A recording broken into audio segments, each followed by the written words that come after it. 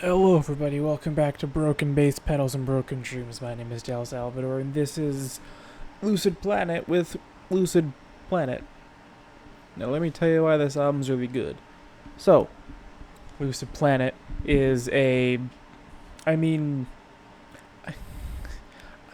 I feel it might be a little rude to say like a Tool copycat, but like, because I think the human experience is, large enough that, another band from Australia, no less, the complete other side of the planet, the human experience is large enough that I think another band would eventually get to the same, artful conclusion that Tool has of combining, metal with, more tribal elements. But I think there's too many similarities to say um, they weren't influenced. Because again, I can say that maybe they've never heard of Tool and just happened to get to this place themselves, but I don't think that's the case. Um, so I'm going to be doing a bit of comparing because I think that's just an effective way to explain kind of what they're doing. Because although they might be a Tool copycat, I do feel like that they have enough of a unique style of their own in certain places that you can still differentiate them between the two.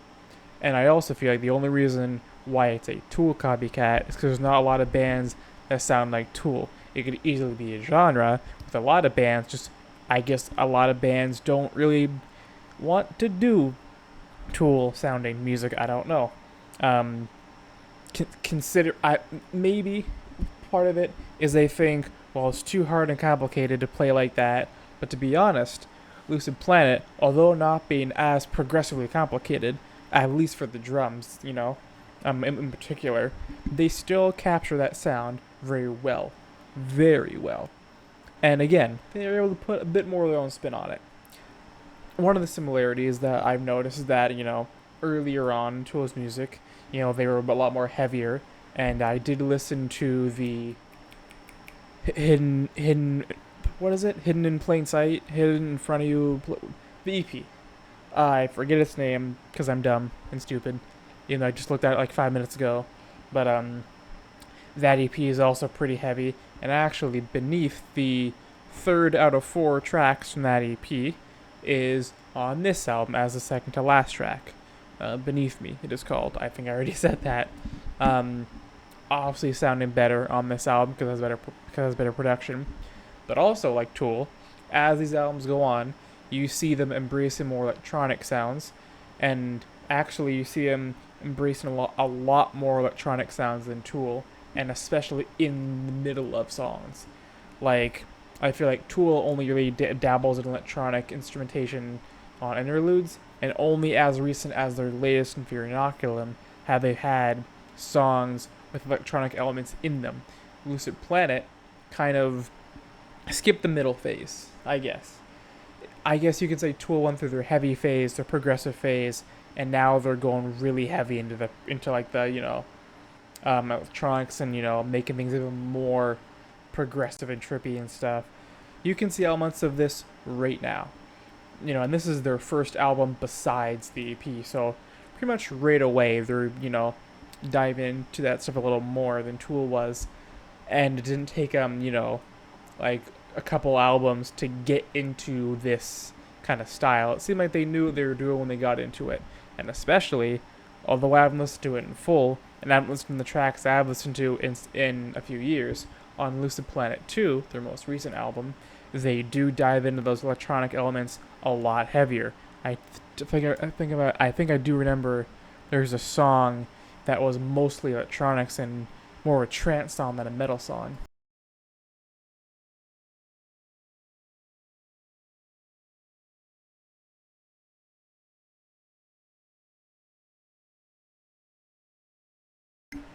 My mic was muted.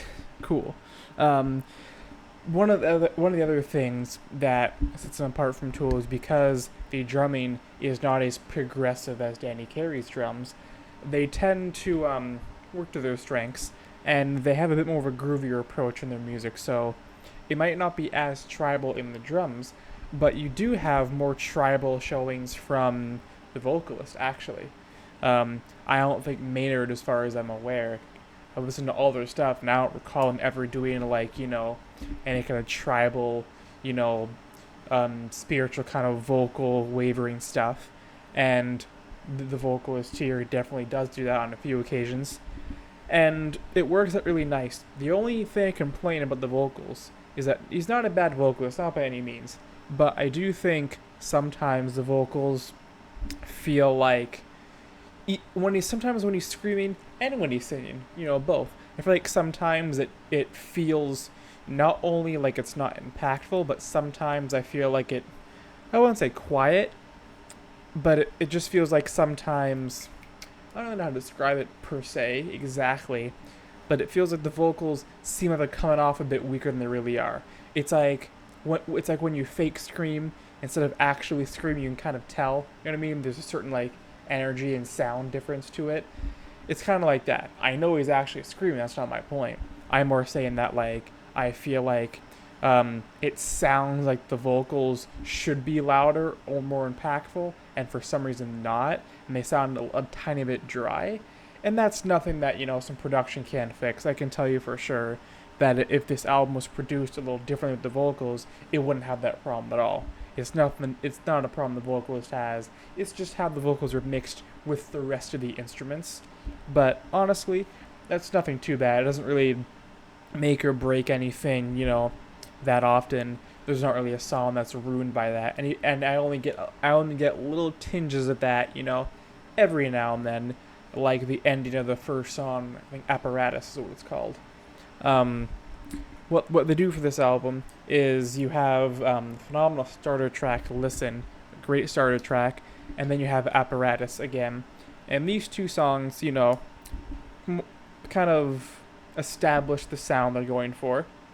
Because again, this was their first album since their first EP, Hidden in Plain Sight.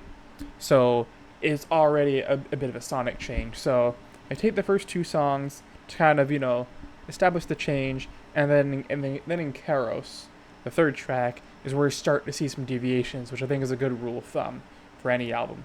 Is have your first two songs establish the sound of the album, and then don't experiment until the third track, and even then, do it slightly. You don't want to throw people off too soon. You don't want to have it be the same for too long, because it'll be boring, etc., etc.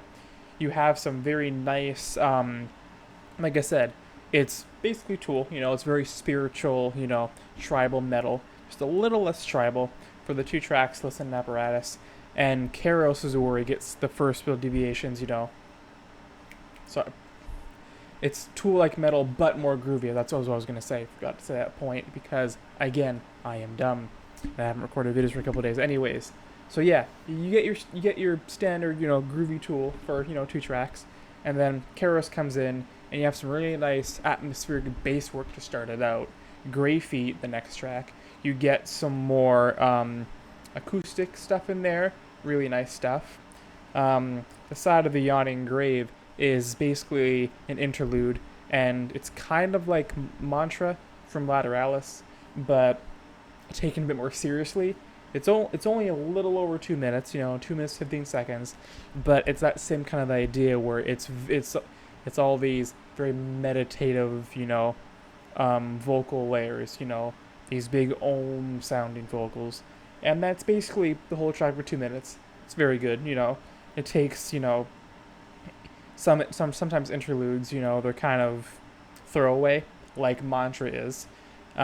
This is a very good interlude. I like it a lot. It stands on its own pretty well, as good interludes should do, Then you have Beneath Me from the first album, and Requiem, which I think, although it does have some of them, some more interesting moments, and I feel like it does the most experimentation, it just wasn't as good to me. And that just comes down to, it wasn't as catchy, and that kind of seems like a little bit of a cop-out. But for me, the reason why music stays with you as a person is melodies, and the best melodies are just made from certain specific rhythms, right? And you remember a good melody. You don't really remember a good texture or so. And a lot of the best solos, just happen to have good melodies and good rhythms in those. And Requiem, the last track, like I said, seems to cut short on that. So even though I listened to it quite a few times, I don't really remember much of it. I just kind of remember some of the ideas they were implementing into it somewhat. Like I remember they had a lot more acoustic stuff at the start, which is really cool. One of the things I failed to mention about Ohm 153, I think I skipped over that accidentally. That's the first track, and I think the only track, besides one of the other ones for a brief little moment. In Ohm 053, or 53, however you pronounce it, this is one of those songs where you have a lot more electronic elements in the middle of the song, and it really does aid this kind of spiritual sound. And I kind of wish Tool would do a bit more of that, but I guess they have now with Fear Inoculum and stuff. But point is, this is a very good album. I wouldn't say they're just a Tool copycat. I think they started out like that, obviously inspired by them. There's a lot of people have been, but I feel like they're taking the step in their own direction. Like I said, I have been meaning to listen to the second album, Lucid Planet 2, for a few years now, actually, and that one does seem to be having a lot more. That one seems to have a lot more going for them in terms of their own style and their own ideas. It seems like they're stepping into their own even more so, and I feel like if I were to listen to that one, I think that's where I could be able to say, okay, this is where they kind of found their own style and their own kind of take on this. And this album is kind of them trying to find their take on it. Like I said, if I remember correctly, on Lucid Planet 2, they have more electronic elements, and they also have some Australian traditional instruments in there. I forget which ones. And even some of the acoustic stuff on here, like again on Grey Feet, might be certain, Australian traditional instruments I just don't know of. They sound acoustic to me, but there's a lot of instruments, from traditional places that sound acoustic, because it's the same concept of, different types of strings or different types of wood. So you get very similar sounds, so maybe it is. Because it doesn't sound exactly like an acoustic guitar, but very close. So I assume it's something different, and I'm just, an ignorant fool. Anyways, this album, I'd probably say, is a good 8 out of 10. There's not really a lot I could complain about it, and the things I could complain about it are minor things, but I still feel like they're big enough that it doesn't come across nitpicky. This is a band that I really suggest you guys keep an eye on. I am definitely keeping an eye on them. I don't know when they release another album, but I guess I shouldn't be talking about that until I actually listen to Lucid Planet 2 first, which I haven't yet. But yeah, that's gonna be it for this video. If you like what I do here, why not subscribe and stuff? It's pretty cool here. I try to go over music that definitely could deserve some more attention. Certain bands like this who, again, could deserve more attention. I try to go off of, bands or genres even that just, definitely are getting, glossed over, because I feel like a lot of reviewers nowadays focus on, what's coming out currently, like the big names, right? And there's a lot of names that get really glossed over because no one's really concerned about them, but I am. I want to see how they're doing. I want to, I don't know where this analogy is going. I really don't. Point is, if you want to find some really cool music, some unique music, some underground music that you're probably not going to find anywhere else, come here. It's fine. I do that kind of stuff here. I'll do reviews, and I do reactions sometimes as well. Sometimes I'll do big label artists or more, I guess, higher profile artists, if I care enough. I'm a fan of Slipknot and King Gizzard and Tool, so whenever they come out with albums, I'll react to them. Same with other artists that are just more underground. Whenever Utsu P or Kikuo comes out with an album, I'm gonna definitely have a reaction for it, and that's gonna be it. By the way, I'm working on my own music, as you can see from all my stuff behind me. Very cool stuff behind me. If you want to subscribe, then you'll be able to eventually hear the music I make, and I think that's also pretty cool too. By the way, Lucid Planet has their own store, their own website, where you can, there's a minimum, but you can pay what you feel the music is worth to you, and I feel like that's a very cool model I would like to see in other places, because that's pretty cool. Check out their stuff, and yeah, that actually is going to be it for this video, because I said that a bunch of times, and I'm still a big dummy.